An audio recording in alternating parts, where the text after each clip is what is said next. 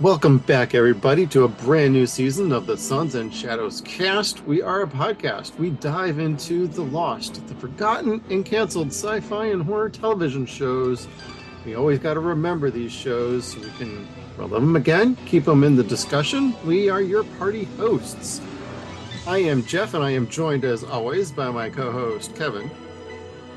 Oh, I'm supposed to say something now. Hi, everybody. I'll do a little edit. That's all I had. No.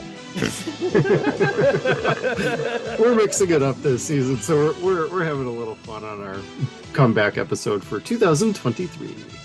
Yeah, really, we've already talked about throughout this entire podcast. We just didn't hit the record button, so now we're going to do it all again. Yeah, so we might be recovering a couple different discussion points. And we tend to discuss the show via Messenger and whatnot while we're watching each episode. So we might have some fun inside jokes. We'll try and not gloss over them and actually explain them for anybody listening to us. So yeah, because we can't not joke about certain things. Actually, I don't think there's anything we can't joke about or don't. Nope, nothing is forbidden. We are filthy and fine. Damn Skippy. And we are coming at you this time with Kolchak, the Night Stalker. You might have been checking out our 0 Point reviews on YouTube, where we have already dived into the first movie, The Night Stalker. This is actually the show that followed up those two movies, The Night Stalker and The Night Strangler, which were very successful. And Kevin, I'm just going to go ahead and ask you, buddy. Did you ever see this when it came? I mean, obviously it was before we were born, but did you see this when it was in syndication, or what's your first experience with this? Okay, so I know my dad would rent the movies when I was a kid, because I remember knowing just instinctively who Kolchak was, but I don't think I actually got to sit and watch the series at all until the Sci-Fi Channel. Okay. I want to say when they first started, that they'd play a lot of Kolchak reruns. And that was one of those shows where it just kind of clicked. You're like, I like this. And you're there at the same time every day watching Kolchak. Right. Which I think then followed like Twilight Zone, Wonder Woman, and Incredible Hulk. So it was like a damn good day. That's my memory as well. I think I might have watched some of this when I was a kid in syndication. I don't even know what channel it was in on one of the Milwaukee channels. Because when I was growing up, that was our main market. We couldn't really get Chicago from the antenna unless it was a really nice day. And but I mostly remember this from when it was on Sci-Fi Channel, and I don't remember all the episodes. So when I was watching this one again, I was like, I don't remember this one. So I don't think I really watch it all the way through, but I do have this great Blu-ray set from Kino Lorber covering the whole season and the two movies, of course. And cool. The picture quality is stunning. Just as a comparison, I watched a couple off of the Plex that we were using for the show. And the quality is definitely awesome on the Blu-rays. It's off of a nice little scan, but you also had good quality on the Plex server that we were watching from, so it's definitely still got good quality to it wherever you may catch this from. Cool. Yeah, that's definitely something I'd like to see, because again, I'm used to seeing this, like you were saying, with rabbit ears, and that was not clear at all. No. You had to use a lot of your imagination when you see the monsters and shit. Pretty much. Well, it's the funny thing is because this show uses one of its strengths, I think, is that it makes you use your imagination so much. Like it doesn't show a whole lot of violence. It implies it and shows you just enough to kind of make you really edgy. And I think that's where this show really kind of holds up still. Yeah. Like you wouldn't get to see everything, but they showed you just enough to actually kind of scared you. Well, yeah, they did that. They had the kind of, what do you call it? The attention to detail enough, or the foresight to, probably based off of their budget. You know, they had to get creative with how they would introduce the monster, how much you could show of the monster at a particular time, and saving it till the very end. I mean, that's definitely a style from back in the 60s, the 70s. I mean, it wasn't like you're doing like a straight up like Dracula thing where, well, Dracula is your main star. You got to see him the whole time. Yeah. At least for this, it even though it had the kind of monster of the week formula, it doesn't feel out of place for this show. It doesn't feel tired. It actually feels very fresh when you watch one episode to the next. And just the approach they took with scaling it back and letting your imagination do a lot of the horror of the show, that was fantastic by me. I want to say this was the smartest writing on TV that I've seen up until I would say the really smart shows that we've covered, and well, one we haven't, would be this. Shortly thereafter, I just lost it. What is? Oh, Police Squad. Yeah. That was really smart, but that had an Achilles heel to it where they said, thank God that they got canceled after 6 episodes because they didn't know if they could still keep it fresh. Right. Kolchak did. You never feel like, oh, okay, we're going to do this again. It's never like that. It was like the real Ghostbusters. That'd be the third thing. Like there was always some story that was fresh, new, and really taken out of like history and mythology. Right. And that's one of the things that really kind of made this show scary is they're all monsters that you remember from your childhood, whether it be cautionary tales or monster movies. Right. And they actually made a pretty good example of that through multiple episodes. Like we're only covering like the first 10 here, everybody. So if you want to catch the second half, the next 10 episodes, that'll be coming out in the next episode. But for these first 10 at least, it definitely felt like, hey, I didn't know about a couple of like these kind of like folklores, but they at least mentioned like, hey, this is like, the Indian episode, where they're talking about, well, hey, this is actually part of the cultural mythology for the Indians that they were talking about. And then it goes to like, the Spanish moss monster, the Louisiana references, so everything had a nice little backstory going on that later shows would look at this as a great example of, hey, there's so many cultures and so many different things we can do. This is the proof concept that every supernatural type show, and even including Supernatural and X-Files, they took what this show did and ran with it with their own identities. So there's a familiarity to the influence that Kolchak had across the whole genre. And I just like how you can go back and watch Kolchak now, and it's fun, fresh, and exciting. Even the weaker episodes still bring something really good to the table that you might feel, hey, I've seen this in other shows, but I actually really dig how they're doing it in this. Yeah, and when you sit and say, I've seen this on other shows, I sit and think to myself, those motherfuckers stole that from Kolchak.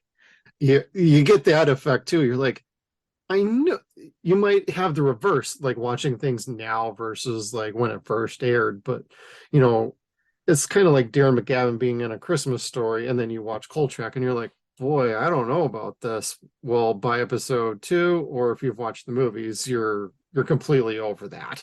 This is a completely different character. It's like I've seen like Supernatural, X-Files. I could go down the line, like the Dresden Files. I know that's off of a book series, but so was Kolchak. You got like Swamp Thing. You got John Constantine. You got all these other characters. Oh, I've seen this before. You watch this and you don't go, oh, this is just ripping off them, or no, this is where it came from, and this is pretty fucking cool. Was Alec Holland Spanish? I'm sorry, what? Alec Holland, the Swamp Thing, was he Spanish? Spanish moss monster that Richard Kiel was in at the end? Yeah, I mean, what if we just pretend that was Swamp Thing? That was Alex. That's what made me want to look up like Constantine and when that came out, because we were chatting earlier in the day, and I happened to be having that episode playing, and I look over and I'm like, God damn it, was Constantine first before this, or was it after?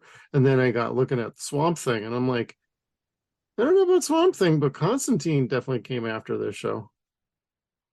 But hey, I'll take this as concept. Hey, this is how the Swamp Thing show got made then in the 80s.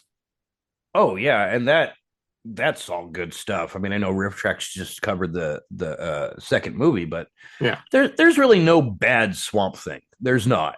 I haven't seen the newer one though, to be honest with you. Oh, yeah, neither have I. I think Dick Durek has a cameo in it, No. but obviously it's not him playing Swamp Thing. I don't know. I've just heard that it was good and that it shouldn't have been canceled. But speaking of the Swamp Thing, jump ahead to, gosh, what episode was it with the native bear monster, the energy eater? I think that was the 10th episode. Was that the last one? Oh yeah. Yeah, when they show his picture that they got, all you see is this like gigantic eye. Surrounded by like everything else, yeah. Yeah, and it doesn't look like Sauron or anything like that from Lord of the Rings. It actually looks like Man-Thing from Marvel Comics. Or Okay. if you're listening at home, if you want to know what Man-Thing looks like, go on to Disney Plus and watch Werewolf by Night. Yes. He is stunning in that. And while you're checking out Werewolf by Night, also check out our review of Werewolf by Night on our backlog. Oh, that's true. We did talk about that. Yes, we did. The director, I don't know if you just saw the article, just landed his first gig directing or big movie directing. Them. They're rebooting Them. Ooh, excellent. If it was any other director but him, I'd be super fucking offended at this point. Like, Them is like my perfect nuclear movie next to Godzilla. It's the really good nuclear American movie. Oh, So, sure. so it's just kind of like rebooting Night Court or Gremlins or Ghostbusters, as we saw.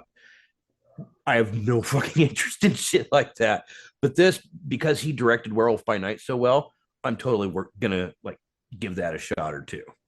Oh, yeah. The great sensibilities, great cinematography, everything. And, even to cycle it back around to this show, Kolchak, the Night Stalker, like this was extremely well shot and edited, in my opinion. Like for 51-minute episodes back in the 70s, I thought these were 45-minute episodes.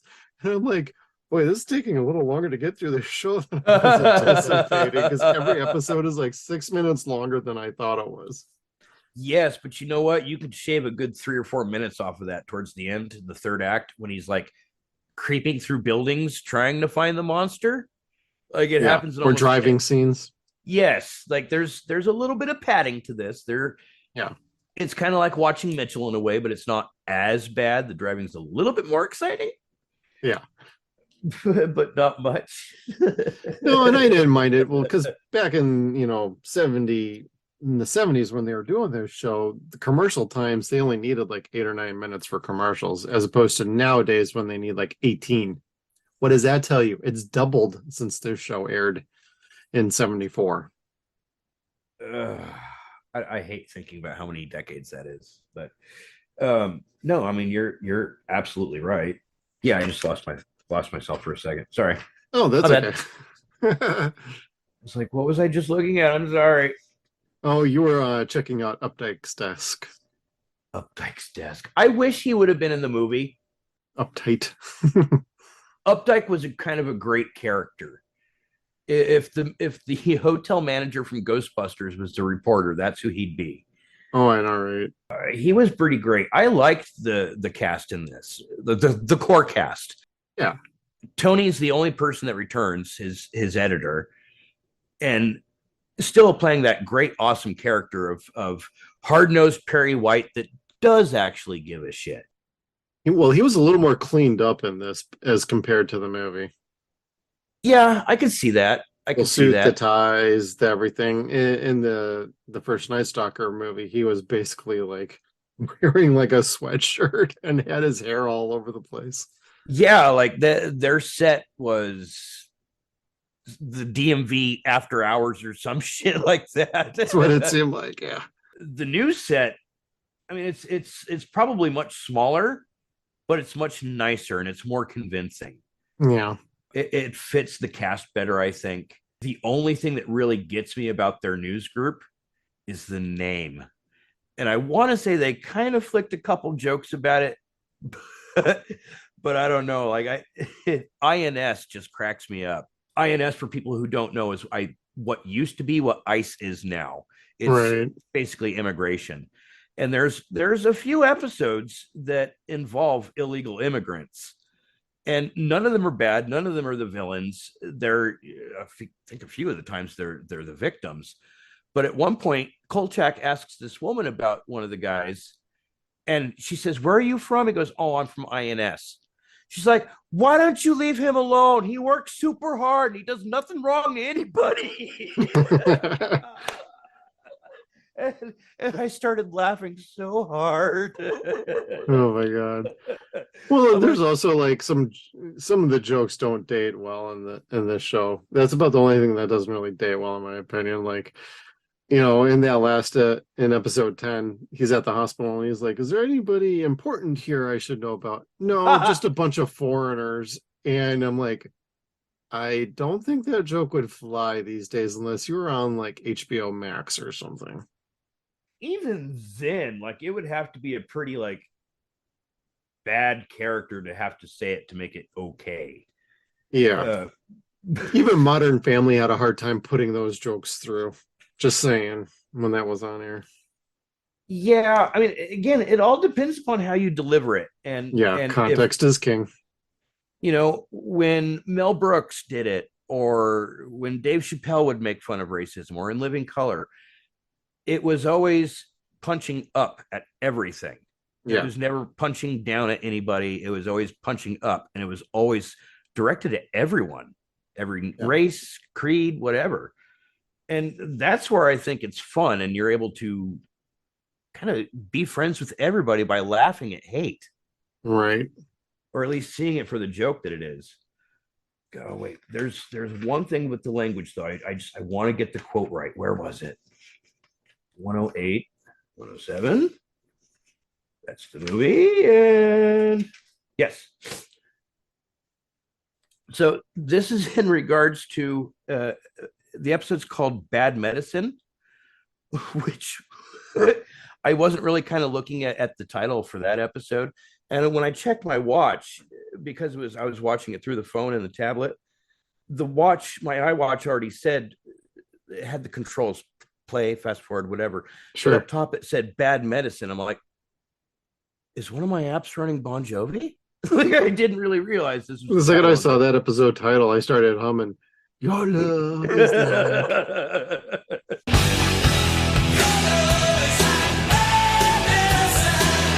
Carl has this fucking quote, and it's terrible. It says, "If a man dresses up like an Indian to rob the gym exchange, I say he's strange. If he also brings his pet coyote along, I say he's an Indian." I'm like, oh, you can't say that anymore, Carl. It's not no. Oh my God. Yeah, there was definitely some lines here and there that were like, ooh, maybe not, but this is from the 70s, different sensibilities back then for sure. Yeah, and nothing in Bad Medicine was true. Like they said it was a certain native tribe, a certain native culture, and legend. All of that was made up, and I think they did that to avoid getting shit on. Probably. Which was probably wise. Yeah, they probably didn't want to get sued by YMCA or the Village People, I mean. Well, so you and I know, but people at home may not know yet, and we'll talk about it more. The shaman, the Native American shaman, was Richard Keel, who's very much not Native American. So at first you're like, ooh. No, but he has played a caveman before, and he stayed at a Holiday Inn Express before shooting this episode. So therefore, he's a true Native American. Oh shit! Oh God! And he's Spanish in the next episode. So hey, I know he's but he doesn't say anything though. Oh, he did. He did. Did you catch his lines? Not the Spanish monster. That's the one I'm saying. He didn't say anything in that one, so he didn't know it was him. Yeah, the Diablo Dildo, whatever it's called, Diablo Bilbo, was chanting this incantation, and it was E-ya, E-ya, oh, E-I-E-I-O. And that was just Hmm. Richard Keel singing Old MacDonald, E-I-E-I-O, and he just changed the vowels. I had to look it up just to be sure, and sure as shit, that's what he did. Okay. Wow. I didn't even catch that. Now I'm cycling through in my mind on that one. I'm like, how much cultural misappropriation can you fit into one fucking scene? Oh, give them a few more years. They could do a whole lot more. Oh, it was so horrible but funny. Say what you want about some of this stuff, but every episode was entertaining to no degree. And as far as my opinion goes, yes, they run a little long, but there is a sense of fun going on to this show. That's probably why it has the long legs it's had for years since it aired. Yeah, and I honestly can't understand why no fucking dipshit studio executive has been like, you know what? This had something. Let's try this shit again. Oh, they did. They did. Well, yeah, they did, but it was so far fucking removed from the source material that it was only Kolchak by name because they called him that. It was not the same story at all from what I read. Well, the 2005 show, they didn't even call it Kolchak the Night Stalker. They just called it the Night Stalker.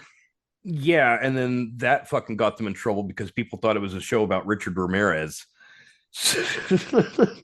Man, that version was a little bit snake bit from the word go, even though I'd had one of the producers from the X-Files was like super keen on having that done.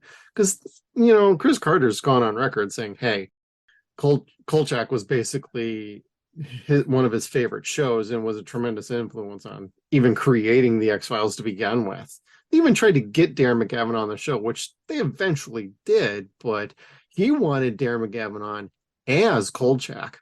But Darren was like, not doing that. That is over. That Ah, is done with. He refused to do another Kolchak. He had no interest. They did get him on as kind of a, if I remember right, it's kind of a similar style character, but different. But they got him on for 6 episodes. So he at least got to work with Darren McGavin. well, I guess that's cool, but that kind of makes me look down at McGavin a bit. Like, well, all right, I guess you don't need the money. Bye. I think Like, his problem was, and you kind of brought this up earlier, is, nobody was tired of the show. He kind of was. I did some research and he was doing more on this show than just acting. He was producing, he was also helping to write oh, episodes and story editing them. And part of the problem was he never got the credit for it, he never got the pay for it. And oh, he couldn't keep up with that kind of workload, and he wanted to be let out because this is supposed to be 26 episodes. So they let oh. him out of his contract early, but they somehow agreed to finish up like the last few episodes.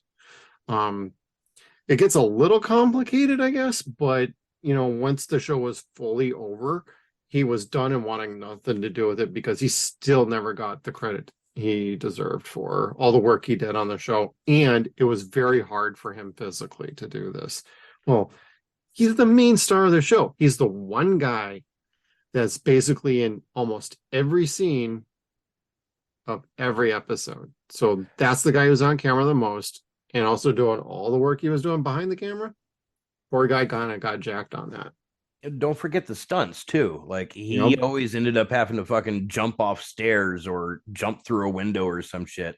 Yeah. Like, I mean, it was always fake, of course, but like Kolchak would get the shit scared out of him and he'd bail ass as fast as he could, like any natural person. But he did his own stunts. Like, unless you were getting lit on fire or whatever, or doing flips over the air, they didn't hire stuntmen back then for shit like that. No, they didn't. You had to do a lot yourself. And he had already been working in Hollywood for a very long time.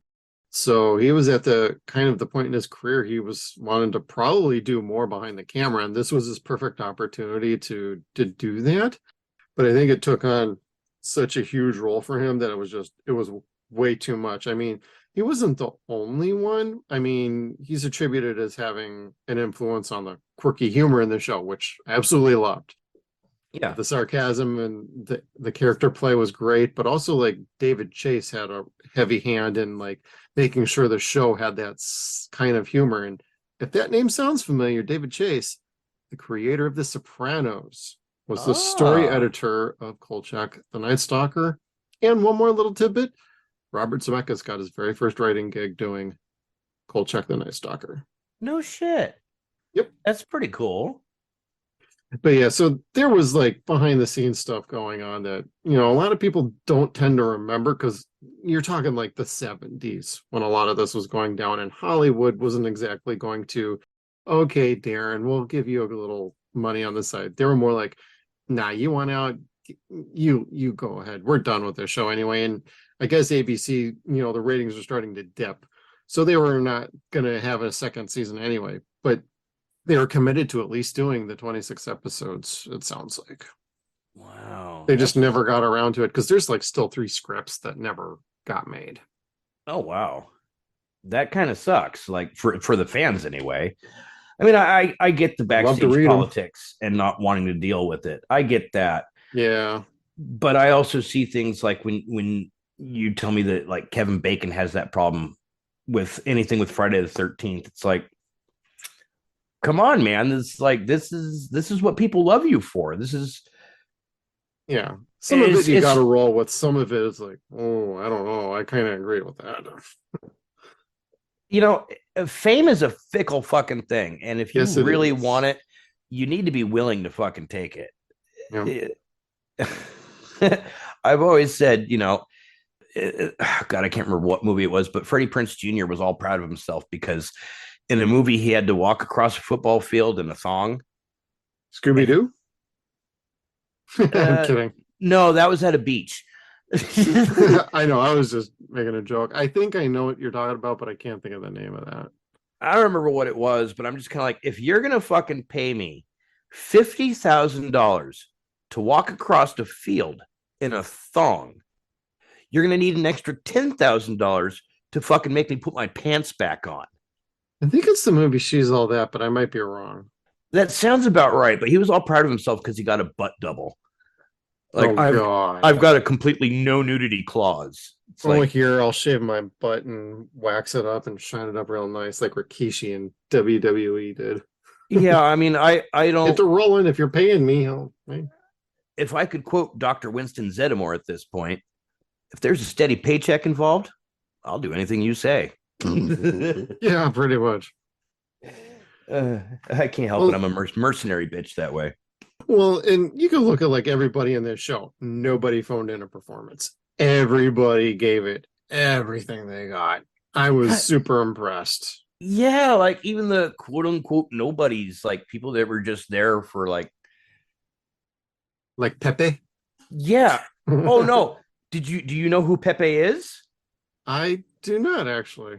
He's a good friend of Mel Brooks. Okay. What was his name? I had it right here. He plays the caddy in Spaceballs when they're calling Dr. Schlottkiss. Oh. And he's all pissed off because he was golfing. Yeah, okay. The caddy that's with him when they're talking about doing Princess Vespa's rhinoplasty. Yeah. That was this guy Pepe. Oh, and he was also in History of the World when they went to Caesar's Palace. And he says, someone get me a small liar. And 2 guys come carrying him in off his fucking feet. He's like, it wasn't me. The check's in the mail. I was somewhere else. Yep. Oh my God, that's great. So yeah, I mean, that was another one of the people who I was like, I know him from somewhere. Yeah. And again, it's one of those racist things that you probably couldn't do today. He was a Jewish guy pretending to be Cajun so he could like get in on like it was like street cred or something like that, or like I don't know, swindling people down in New Orleans. But he was definitely not Cajun. And like as soon as all the other guys split and it was just him and Kolchak, he starts talking, I'm actually from Brooklyn. You're like, oh no. Oh, that was great. I'm like, Hey, wait a minute. I wasn't expecting that. Yeah, I mean, that was another one of those things where I'm just kind of like putting my hand up to my mouth, going, "That's not okay." Yeah. But I'm still laughing anyway, so I'm a horrible person. Nah, I Uh, just got a sense of humor from the era. oh, the funniest thing I think. Well, there was two parts that just really stuck out for me. One was the next episode, I think, with Richard Kiel, the Spanish swamp monster, Yeah. where we've talked about like every cop that's been on this show, and there's never the same captain on a different episode. It's always different captains, lieutenants, whatever. Well, But he's they're all handling different precincts, so yeah, and that's fine. So it's I mean we've got a freak of the week, we've got a pig of the week, whatever. There's only one that's nice to him, and it you like after watching 7 episodes of him getting shit on, like it really kind of takes you off guard to hear this cop going, "Oh, sure, Carl, why don't you come over here and I'll give you an exclusive and blah blah blah." And he's like, "Wait, really?" And I he even think all of asks, us as the audience were doing the same thing, like, what the hell is going on here? "Yeah," I was like, "Is he fucking with him? Is he leading him on a red herring or something? What's happening here?" Well, even his nickname is Mad Dog, and he's like, "You were Mad Dog," and then he's talking about like group therapy for a year and a half, and I'm thinking, oh, by the end of this episode, he's going to get right back to where he was, and he was. Yeah, 5 minutes later, oh god, I can't fucking stand you. I mean, in one way, you could say that's predictable. In another way, that's exactly how I would write it too. If his nickname was Mad Dog and he starts off as nice, how else are you supposed to end it? With him being nice still? No, I would have him snapping because Kolchak would always press his buttons. Yeah, and like really, Carl wasn't doing anything on purpose to fuck with him. Like he just got so tired of Carl instantly that he Exactly. just snapped. And then everything, all of his lines throughout the rest of this episode, he was like screaming his fucking head off. Yeah. And that, I don't know if you recognized him, is Keenan Wynn, I who recognized is him, but I don't know what from. Goonies. That's Chester Copperpot. Oh, Jesus. I haven't watched Goonies in a while. What does that tell you? I haven't either. I was just like, I saw the name and I was like, no shit. That's I pretty know who good. that is. Yeah. So I mean, he was a neat character. I liked him. I liked the just veins popping out of his head for every little tiny line he could have. Oh, I know, right? But the part that made me crack up the most was actually it was my own friggin' I can't even say it now, dyslexia, where he's talking to what's her name, Monique, the owner's daughter, that nobody really wants to work there. She doesn't want to work there. He Oh, doesn't want to yeah. work there. At one point, okay, this was in episode 3. He's he there's trying to get photos made of the aliens, No, yeah. and the their dark room is also the men's room. And so while she's hiding in the toilet or in one of the stalls, he keeps trying to get her to come out, and he's sitting there screaming, "If you don't come out right now, I'm going to suck the marrow out of your bones." My dyslexia heard, "If you don't get out of there right now, I'm going to suck the beer out of your bong." And I really had to fucking rewind that because I thought that's what I heard. That's what you thought you heard. Oh, I'm like, that's kind of progressive. yeah. I don't know why. Like, God bless my dyslexia. It gets me some really good lines sometimes. Well, or even if you're like half paying attention to the shows, if you think you hear something and you have to rewind and you're like, did I really hear that? And then most of the time it's no, your ears heard what they wanted to hear at that time. Right, exactly. And then the episode after that with the vampire, the prostitute vampire. Oh my God. I'm surprised nobody has like made a movie like that. It's like the 80s, you know. It's almost too funny. Well, yeah, but it couldn't have gotten any more stereotypical than that. It's a gal who moved to Vegas to be a showgirl, failed, became a prostitute, got bit by some fucking vampire, and then returns home to start feeding off everybody in LA. Yeah. And it's another one of those episodes where, Carl's got the fake flimsy fucking crucifix that doesn't do shit. So eventually what he does is he makes her chase him all the way up Hollywood Hills to this gigantic cross that's up there. I can't remember the name of the cross. But when he gets her up there, she sees it and she's relatively okay with it. And he lights this cross on fire. And Oh my God. Yeah. and she falls down all pissed off and flipping out and shit like she's getting burned. And all I could think of is, oh God, now we've got two problems. Yeah.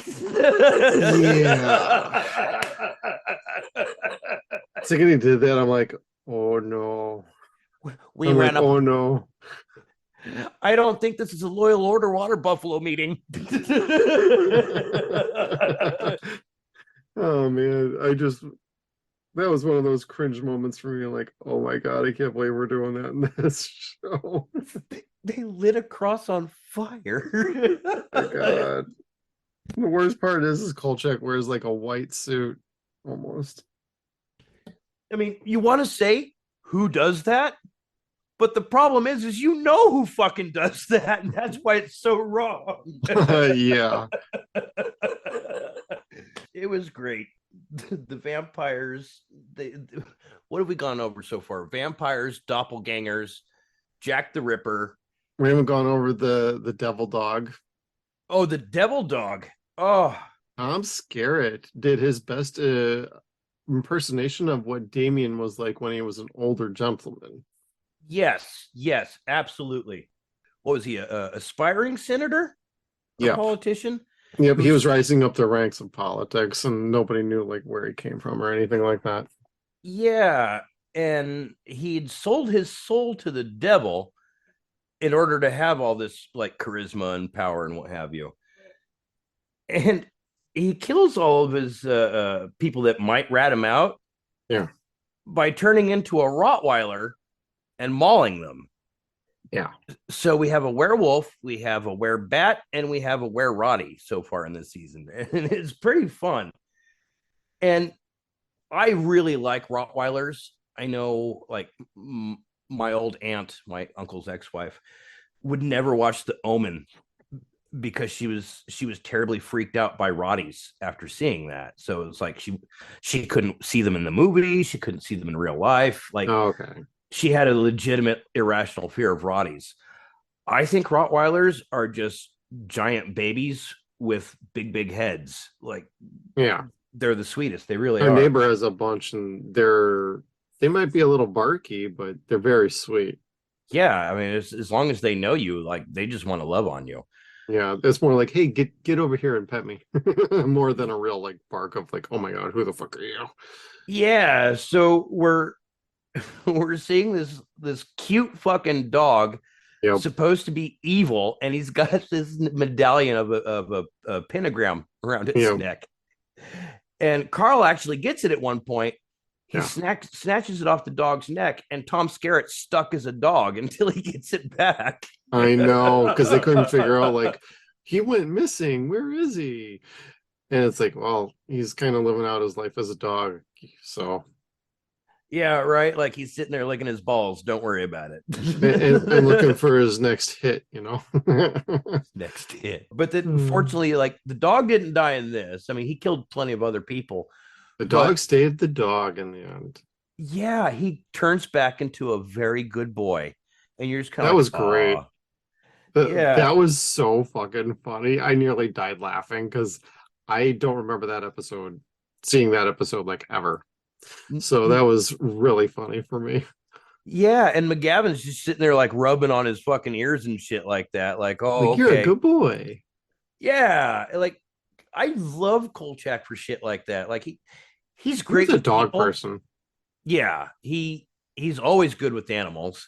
Yeah. He treats them better than he treats people on the show. Yes. Because he doesn't have anything to gain from the animals. Yeah, even his coworkers that he likes too. Yeah, right. Oh God, the coworkers, when they had him writing the Dear Emily letters as punishment.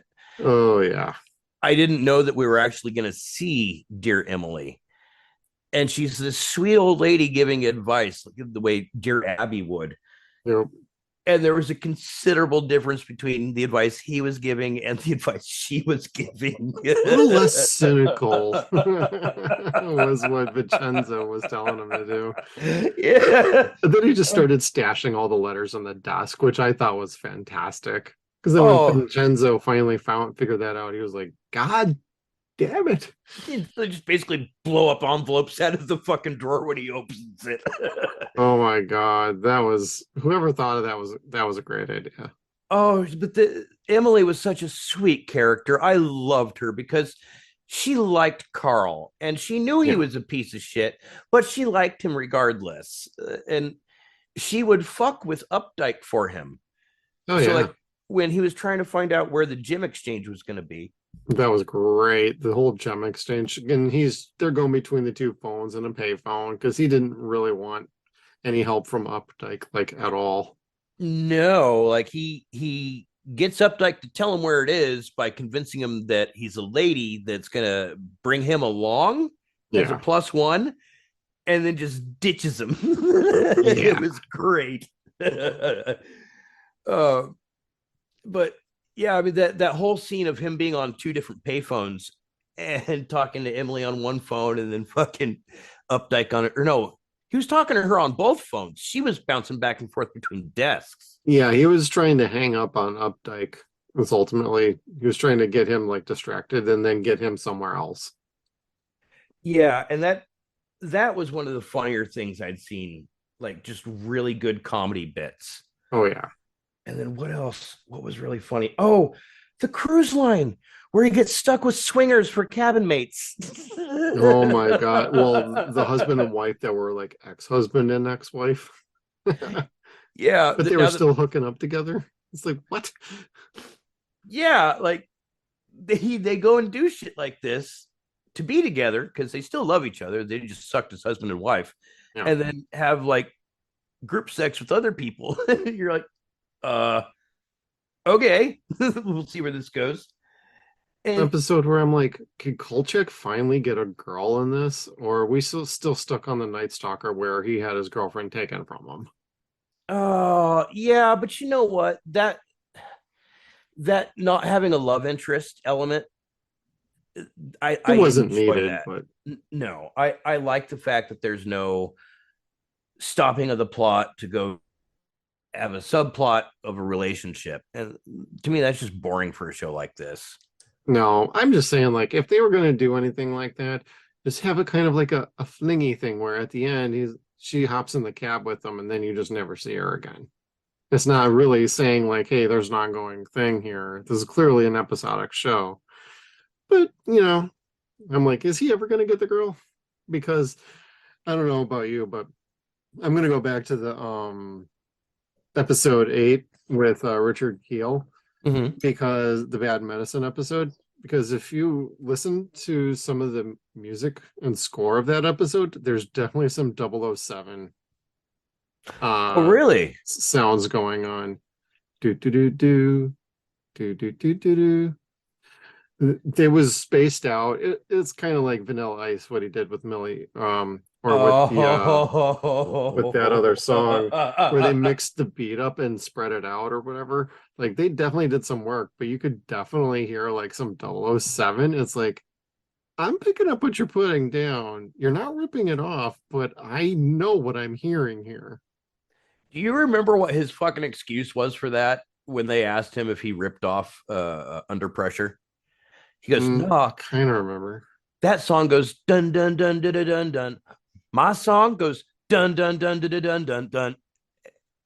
With a little space in between too. Like there's Yeah. that skip and then there's this extra couple of beats that go with it. It's like, no, I still hear Under Pressure. Yeah, it's like, yeah, it's the same fucking song. Like you're lucky fucking Freddie Mercury wasn't alive to kick your ass at that point. Well, that wasn't entirely on him. That was part of his production staff, if I remember right. They just made him do the apologies and the explanations, and because nobody else wanted to handle it, so they had him do it. And it's like, yeah, no, he was fine before he got a label. And then you tried to screw with him, and then that happened, and then you kind of killed his career. Awesome. Yes, but he also did a fair job of doing that himself. Oh, and he's the first to admit that. Yeah. I mean, he's worked hard to get to where he is now. He's got his construction company, which is really good. He still does some tours every now and then. I mean, I liked his heavy metal version of Ice Ice Baby. I thought it was pretty sweet, but just saying.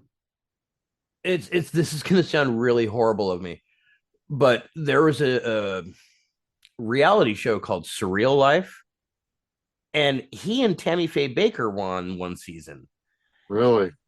And I learned to like him and Tammy Faye so fucking much because they were just like they became instant buddies and were cute as fuck. Like he would get up in people's faces if they offended her. Yeah. And it wasn't like Tammy Faye like you knew from the 80s that was under Jim Baker's fucking command or whatever. It was just it's a real woman that got used, has her beliefs that are still very strong, but she kind of treated him like a son in a way, and he felt that.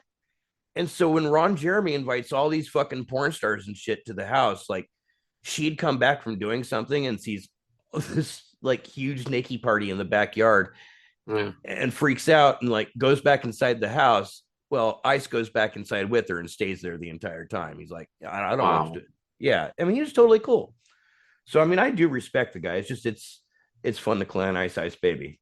Oh, I know. Or even talk about like Cool as Ice. If you've seen that movie.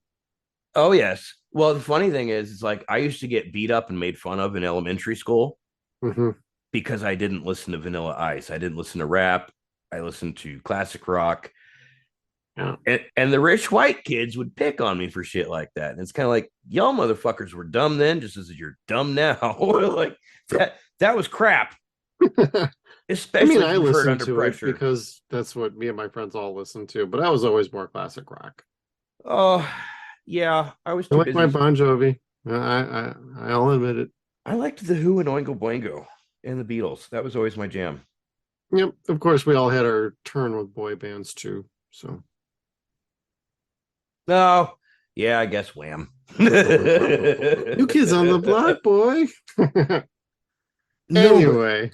But I do like Donnie. He's cool. Donnie, all right. He's all right. He's all right.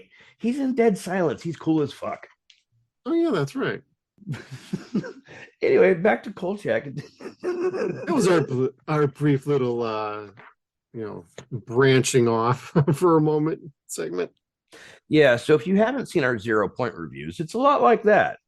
Yeah, just like that. Just like that. We go off topic. No, then what was it? Let's see. Oh, the little Jewish guy's name was Johnny Silver, or the Jewish Cajun. Oh, okay. That's who he was. And the monster, I can't think of its fucking name, sounded just like Parfait. And so every time they're talking about this creature, I'm like, oh, man, I don't know nobody that don't like a Parfait. I tried to figure out what the name was, but I just kept hearing it. I'm like, I'm not even going to try and write it down. I mean, yeah, I could have looked it up, but what when you're doing your job and kind of watching some of this stuff, it's like, it's fine. It's the swamp moss monster. And I'm not calling it its real name. It's easier not to with some of them. Pretty much. Like Diablero.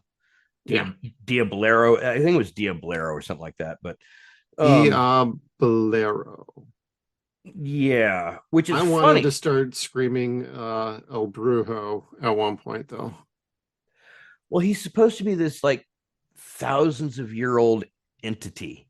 Yeah. I'm like, then why does he have a Spanish name? It like should be like Latin at the least. Or Sumerian shit. Or Sumerian. Hey, calling you out, Ash versus Evil Dead. Where the hell were you ripping off Kolchak? You didn't. Come on. I'm relatively okay with that. I mean, I wouldn't want to see anyone else but Ash have a cock with a cock ring going down the side of his nose. Like that just wouldn't be okay with McGavin. What the hell just happened to my camera? Did you see that? Boy, dude, it's that mathematical alien monster from episode 3. Cool. Oh, I don't know if we had any more cameo talk, but did you want when we were watching that Vampire in Vegas episode, which I affectionately called Vampires Love Las Vegas? That Lieutenant Mateo and that was Feeney from Boy Meets World. The old man Feeney, the teacher. You know who else that principal. is? Kit. That's Kit. Oh yeah, that's right. Let's see. I've got a whole list of names here. But there were some great guest stars in this goddamn show. Yeah, I mean, I'll try. That's the one that I'm like, I know that voice, but who the fuck is that? And when I finally looked it up, I'm like, holy shit. I didn't like because I never watched Boy Meets World. That wasn't really my thing. Yeah. But I watched the fuck out of Knight Rider. Oh yeah. I wasn't a big fan of the Savages at that point yet. Oh, I know. I liked it when it was on. Once it was off the air, I was done with it anyway. So fair enough. I just finished watching it because of the story. Oh, let's see. Okay, here we go. So just a short list, and it's long, but it's a short list of cameos that they had. In episode 2, you've got John Fiedler playing Gordy the Ghoul. Yep. John Fiedler is, of course, Piglet. Antonio Fargas as Sweet Stick is fucking Fly Guy from I'm Gonna Get You, Sucker. Yep. And while we were watching the first episode and it shows Jack the Ripper and he's got a long flowing cape on and he's got a fucking cane with a gold fucking handle and shit, I'm like, this motherfucker's a pimp. Yep. 2 episodes later, there are real pimps in this fucking series. Pimping ain't easy. Yeah, and one of them plays the most famous TV pimp of all time. Yep. Same episode had Scatman Crothers. Yes. Who, if you need to know who Scatman Crothers is, go watch The Shining. He's a legend. Oh, yeah. Carol Ann Susie was playing Monique. She is from the Big Bang Theory. She plays Howard's mom. Let's see. Dick Van Patten, of course, is King Roland from Spaceballs.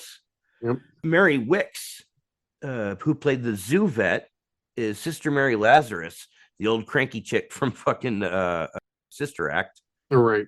See, William Daniels, that was Kit. Dick Gautier, who was Mel, the roommate swinger, he was the voice of Serpentor in G.I. Joe. Yep. Rodimus Prime in Transformers, and Skyjack and GoBots. And the only thing interesting about that is you don't really see too much involved. It's a Transformer and a GoBot. Like those two things are like oil and water. Let's see here. Eric Braeden from Young and the Restless. He's been on that since the fucking 70s. See here. Skip ahead. Tom Skerritt. Oh, yeah. Richard Kiel, of course. Richard Kiel was in 2 episodes. Robert DeQuee is RoboCop's captain in all 3 RoboCop movies. Yep. See, we went over Keenan Wynn. I see Eric Estrada on here, but like I don't even remember seeing him. Punch? Yeah. Not yet that I've seen. I'm sure he's on there somewhere. He's got to be in the second half. Yeah. And then let's see, Servan Darden, who played the sleep study scientist. Oh, that's who that was. Okay. Yeah, he is Van Helsing in Saturday the 14th. I knew I recognized him, but I couldn't peg it, and I didn't look him up. He was the one that was talking about, I think, how there's only one thing worse than Friday the 13th, and that's Saturday the 14th. Exactly. Let's see, and then scrolling back up to the last 2, in episode 6, where they were in the arcade, Zoltan from Big had a cameo. I wrote that down too. And Chief Woodenhead from Creepshow 2 also had a cameo. And that was my short list. But the scene with the fucking the arcade, what kills me on that is like they flat out show you and tell you like arcades are a place for people to sell drugs and murder other people and commit crimes. Yeah, and it's like that was like all I heard as a kid throughout the 80s and the early 90s why I couldn't go into the arcade by myself. Right. Like, I don't want to buy drugs. Then I didn't want to buy drugs. Now might be something different. Yeah. Yeah, but I'm going to play my games first and then probably after the fact too. Right. But I always got told that, like, no, drug dealers hang out there and stabbings or whatever. I mean, I live near Salinas, California. So, I mean, that was one of the reasons why.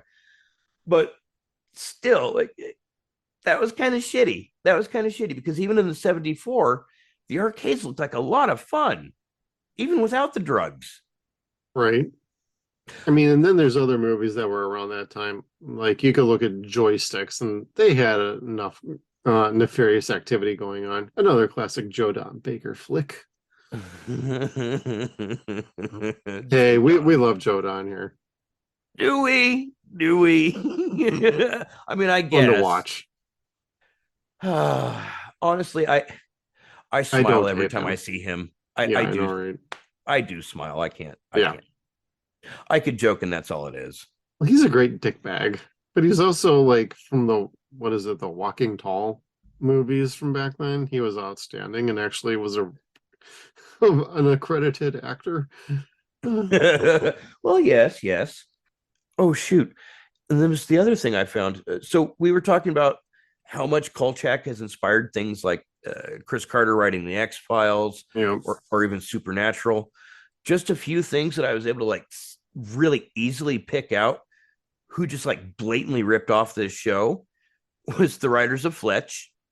Oh yeah. Fox Mulder, of course, Alexander Knox from Batman 89, Okay. Eddie Brock from Spider-Man. And on top of Eddie Brock, again, we said Todd McFarlane could blatantly like steal the black sludge monster that would eat people. It was very much Venom. This is where Venom was born. Gotcha.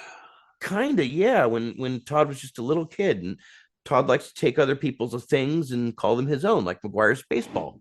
But my favorite ripoff I think I'd found in here is where Carl had to go to the top of this building, and someone says, "But the elevator's down." He's like, "Oh, it's a good day for a walk." And by the time he's up to like floor 22 or some shit, he's all like sweating, out of breath. I'm like, fuck, man, now I want to go watch Ghostbusters. Yeah, because they barely make it to whatever floor that's on too. Yeah, and that's a running gag between Ghostbusters 1 and then the game. They're the only thing they're really afraid of is stairs. Like, oh god. Especially Ray stands. Yes, Ray and Egon. Did you find something scary, Egon? Stairs. Lots of stairs. Yeah. I like that. Oh, it was great. But this, I can't wait until we get to the second half of this show. Like I know, right? I don't want it to end. I'm excited.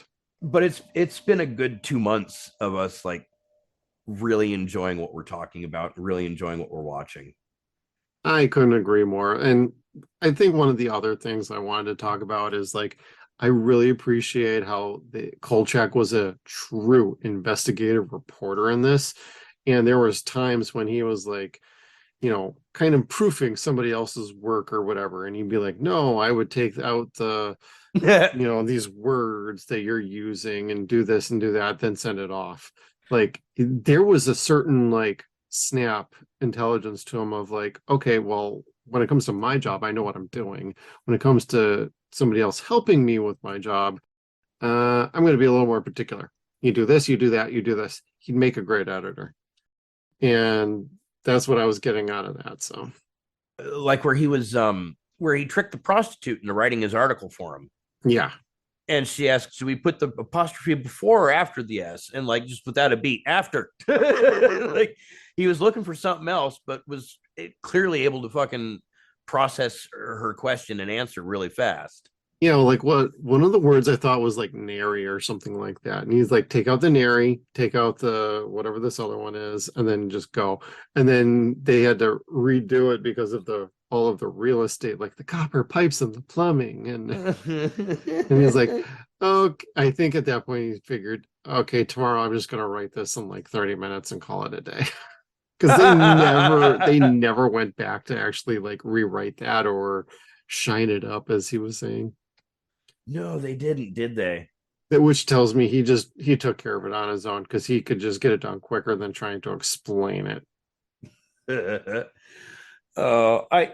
do love him for that. And in regards to Carl being a fantastic reporter, Yes.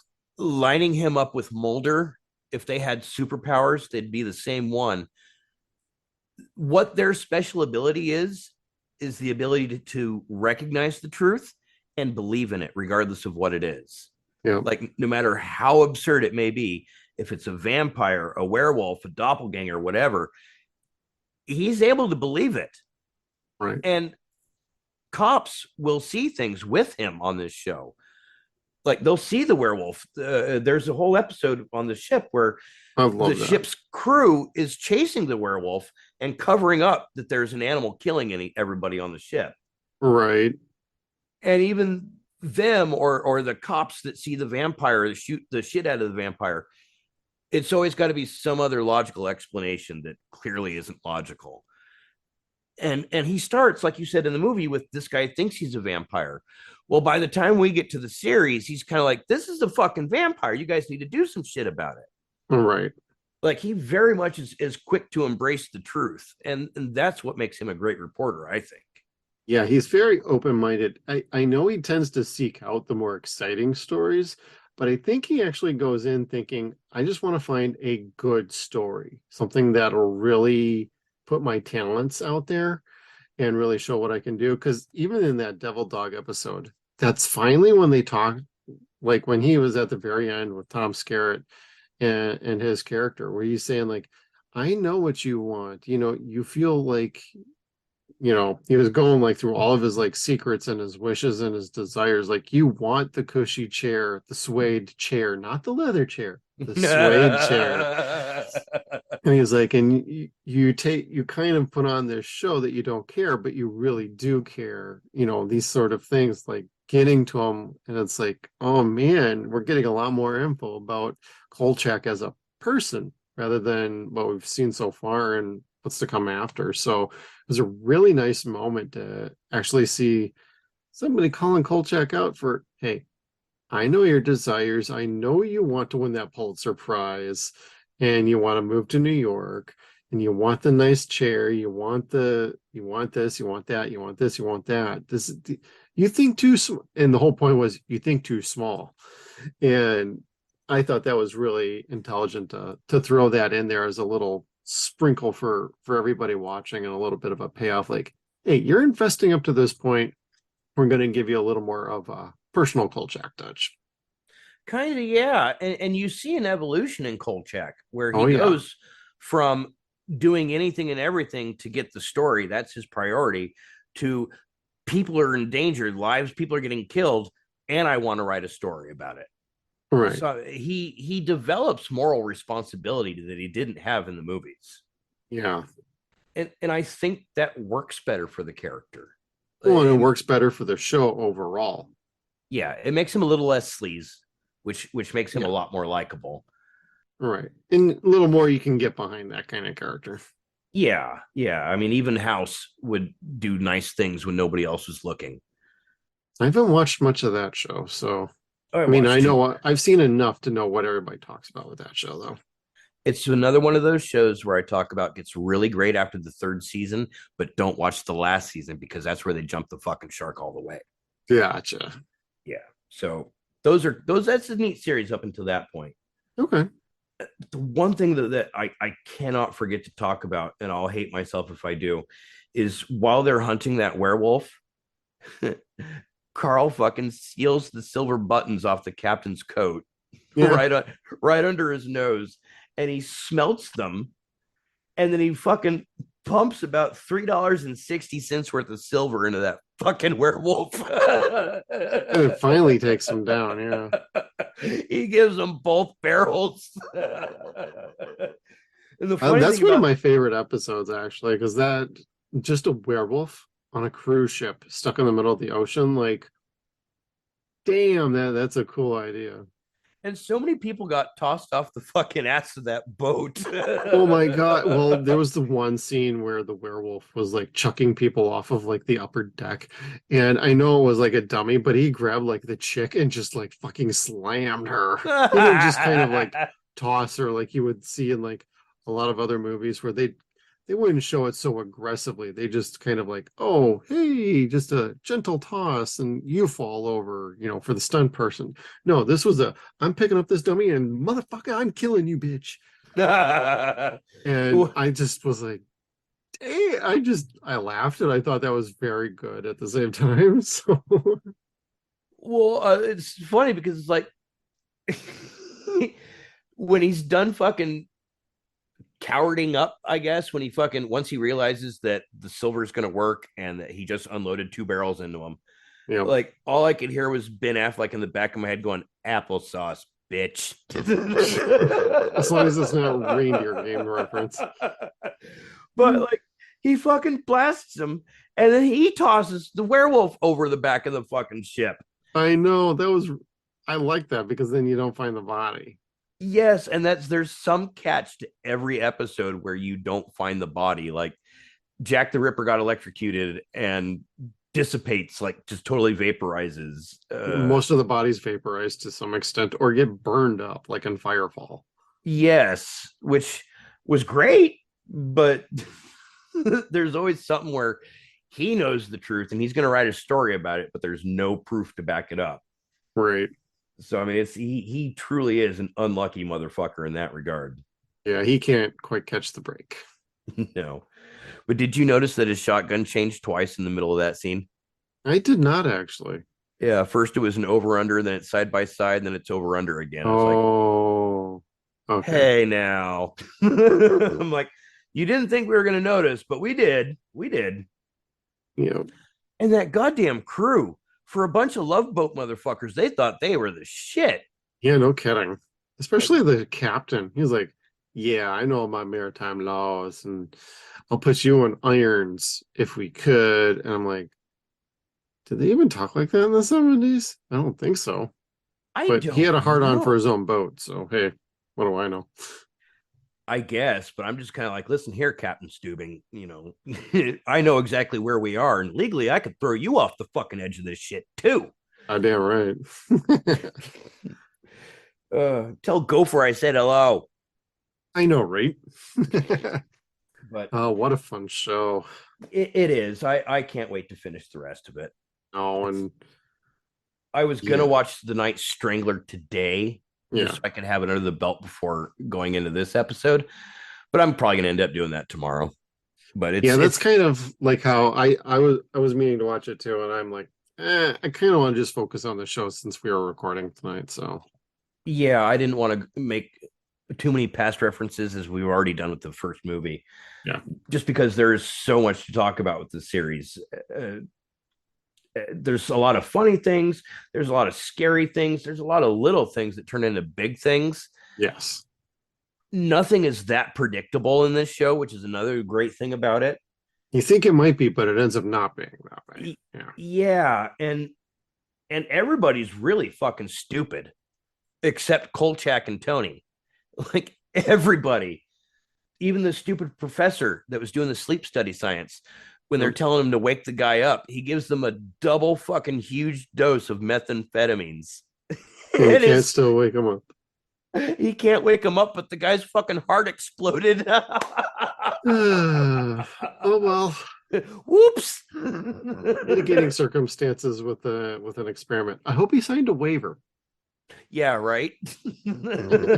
Like if you're gonna get that much meth, you want to be at least awake for the first dose. You'd be like, ah! So you can feel the Incredible Hulk happening. Yeah, exactly. Go smash your face through the window. Oh my god, what a crazy episode that was. Yeah, like I hope this continues to get crazy and wrong and disgusting. Even the parts that don't hold up well, they still make me laugh. Oh yeah, pretty much. Speaking of racist things, so the shaman from the Energy Eater, what was it? John, I don't remember what the character's name. The actor's name was William Smith, not Cousin Will. Yeah. Looked like a native Kirk Russell. Like if he had like brown hair and blue eyes, would have totally passed for Kirk Russell. It was pretty cool. Interesting. Yeah, he wasn't a likable guy. No, but still. He was kind of smarmy for a shaman. Yeah, he was. I actually kind of like that. He was a smarmy womanizer, and but still fun. Very true. Very true. I did like that attitude. It was different. Yes. Yeah, he was a likable character to shit on Kolchak and help him at the same time. Exactly. Yeah, because not everybody shits on him. Yeah, not everybody works with him either. That's true too. All right, Kevin, did we have any social media or comments or anything feedback from any of our outlets?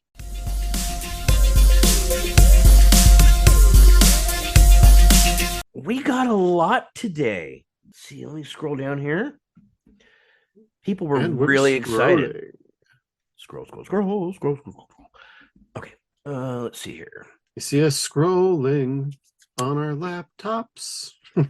So we had absolutely nothing but likes and hearts from Facebook this week, but love it. At the very mention of Kolchak on Twitter, it blew the fuck up like gas on fire. It was pretty great.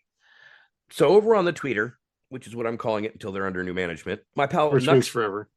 Yeah, right. Says it'll be interesting to hear our take. In my honest opinion, I always thought The Night Strangler was a better film. Richard Anderson gave a great performance.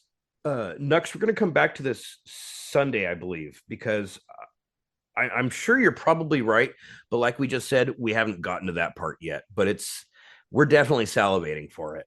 And if it's better than the original, which doesn't happen often, huzzah! Yeah, bazinga! And then Nux actually mentions he had a minor brush with greatness once upon a time and shared an elevator with Darren McGavin in New York City. Oh, damn! That would have been pretty damn cool. That's pretty sweet. And then Ubiquitous Mediocrity says, love those movies and that series. I'm writing things that are reminiscent of that in my work.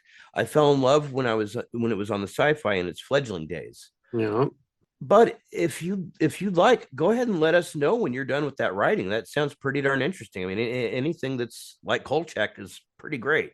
And then Chuck Topley says, for no apparent reason, the first comic I read in 2023 was the 1975 ARG #4 with the Night Gawker. Yeah.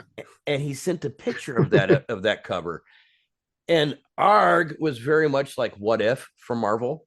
Okay. It preceded it, I believe. But it was very much the same thing. And they had a caricature like you'd see in Mad Magazine of Kolchak. Yeah. And it was really funny. I had not thought of that picture or that character in years. Okay. Good to know. And then we've got Doctor from Gallifrey says, just bought the Night Stalker, Night Strangler, and the complete series on Blu-ray. I love Kolchak and will always believe this and the X-Files share the same universe.